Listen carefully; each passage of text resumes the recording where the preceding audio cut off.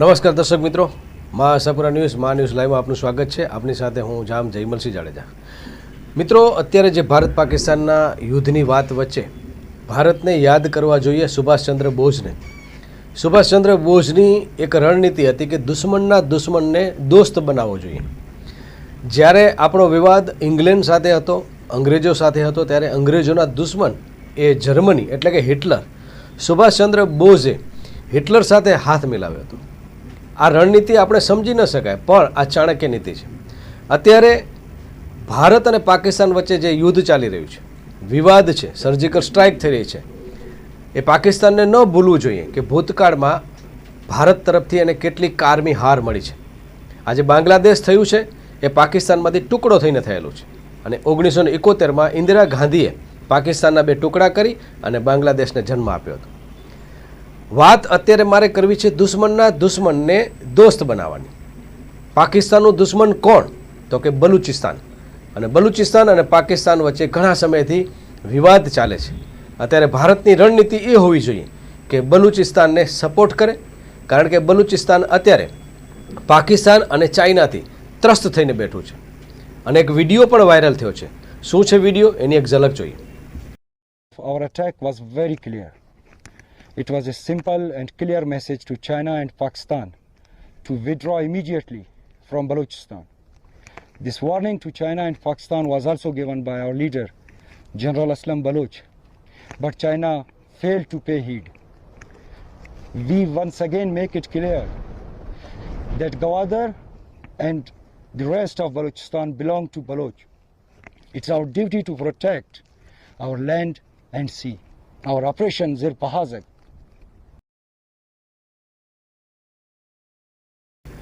મિત્રો, જોયું ને આ વિડીયોમાં કઈ રીતે બલુચિસ્તાનના સૈનિકો પાકિસ્તાન અને ચાઇનાથી કંટાળી ગયા છે. અત્યારે ભારતની રણનીતિ એ હોવી જોઈએ કે મોકો મળે બલુચિસ્તાનને સપોર્ટ કરી અને પાકિસ્તાનના ટુકડામાં એક વધારો ટુકડો કરવો જોઈએ. કારણ કે બલુચિસ્તાન એક મોટો ભાગ છે.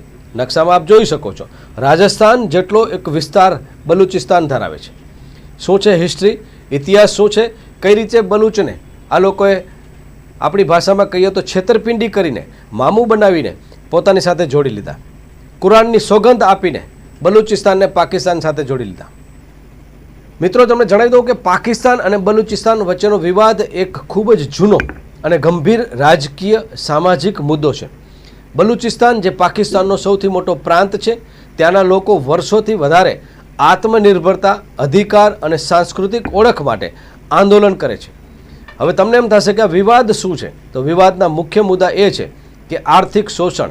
બલુચિસ્તાન તેલ, ગેસ અને ખનિજ વાળો એક સમૃદ્ધ વિસ્તાર છે, પરંતુ સ્થાનિક લોકોને તેમનો યોગ્ય ફાયદો મળતો નથી એવો દાવો પણ છે.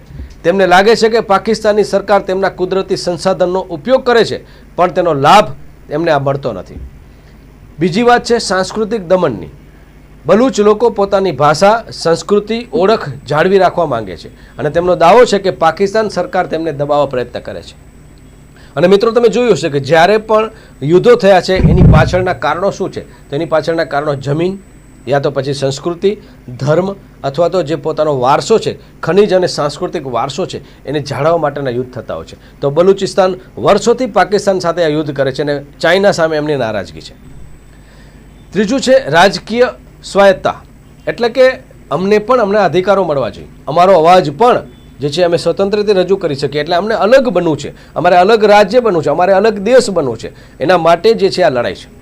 તો જેમ ભારતમાંથી અલગ પાકિસ્તાન થયું અને પાકિસ્તાનના 1971માં ટુકડા કરી ઇન્દિરા ગાંધીએ બાંગ્લાદેશની સ્થાપના કરી, આજે બાંગ્લાદેશ સ્વતંત્ર દેશ છે.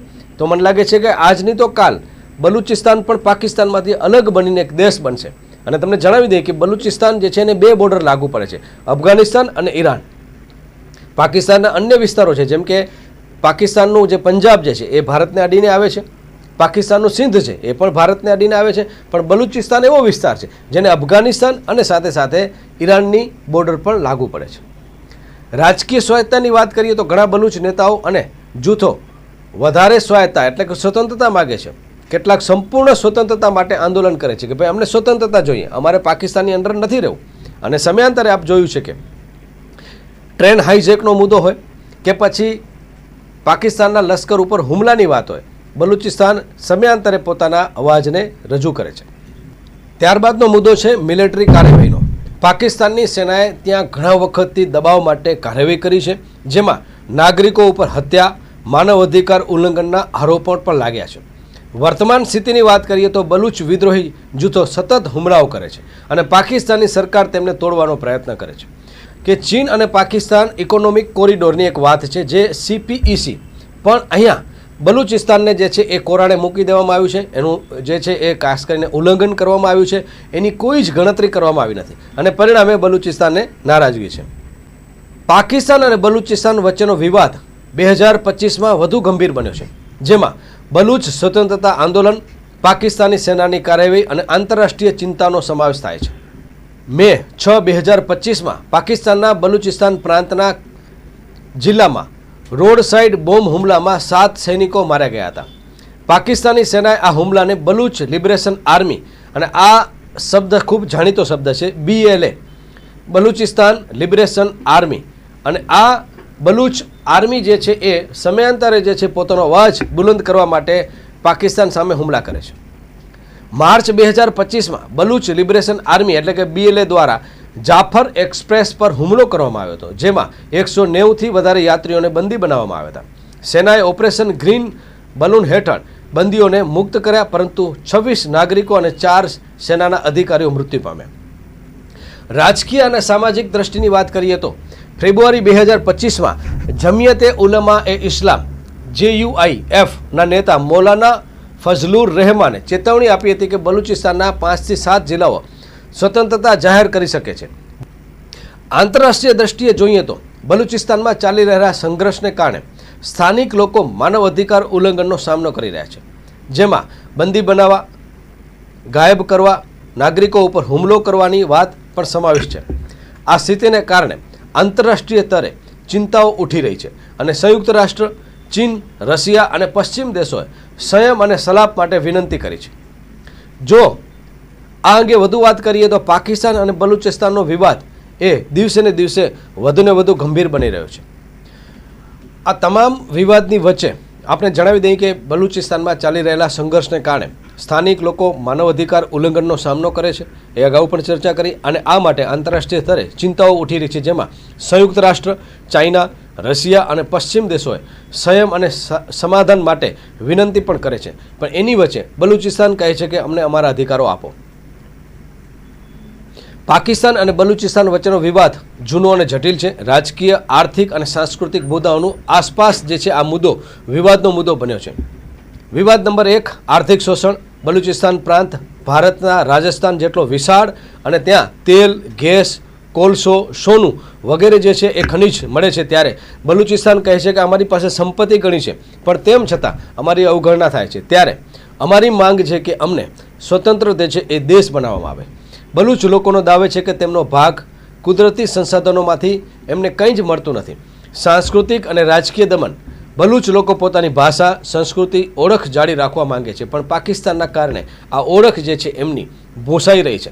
પાકિસ્તાન સરકાર પર આરોપ છે કે તેમની ઓળખ એમને દબાવવામાં આવે છે અને મત આપવાની, રાજકીય પ્રતિનિધિત્વ કરવાની શક્યતા નહિવત છે.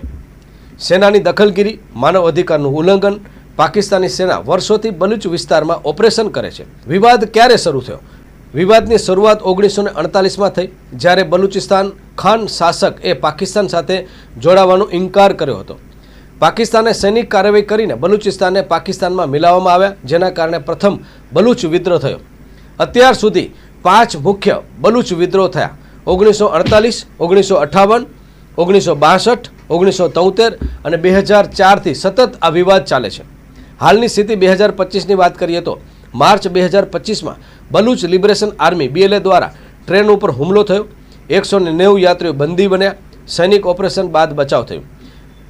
મે 2025માં 7 પાકિસ્તાની સૈનિકો માર્ગ બોમ્બ વિસ્ફોટમાં માર્યા ગયા.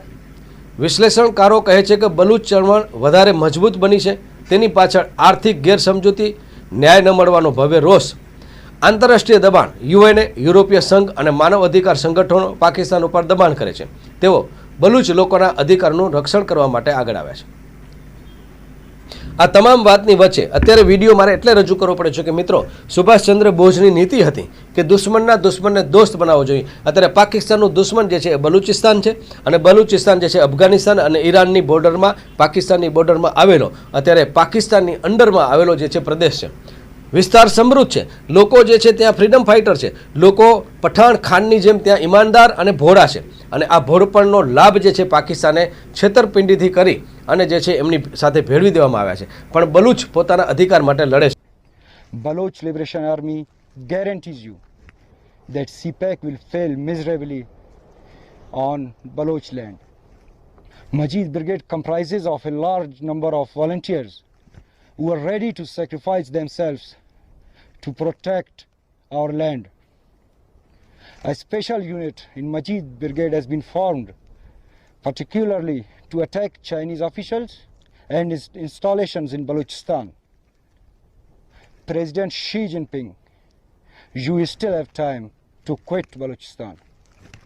ત્યારે ભારતની રણનીતિ આ બાબતે શું હોવી જોઈએ? આપના પ્રતિભાવ નીચે કોમેન્ટ્સમાં જણાવજો. નમસ્કાર, હું જયમલસિંહ જાડેજા, મા ન્યૂઝ ગુજરાત.